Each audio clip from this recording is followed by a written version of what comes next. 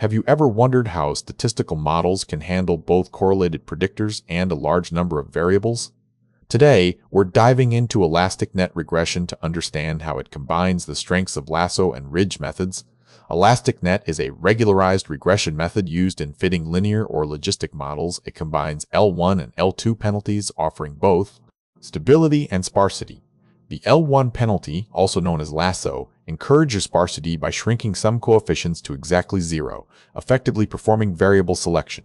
On the other hand, the L2 penalty, or ridge regression, stabilizes coefficients and helps in dealing with multicollinearity among predictors by shrinking them but not to zero. Elastic Net combines the strengths of Lasso and Ridge. The L2 part helps stabilize coefficients, while the L1 part encourages some to shrink exactly to zero. Elastic Net's penalty is a linear combination of both L1 and L2 penalties, allowing it to learn sparse models while retaining the regularization benefits of ridge regression. This makes Elastic Net particularly useful in high-dimensional datasets where predictors are correlated.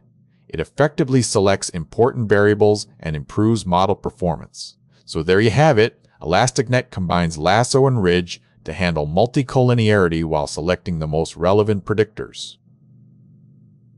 How do you think this technique can be applied in your field?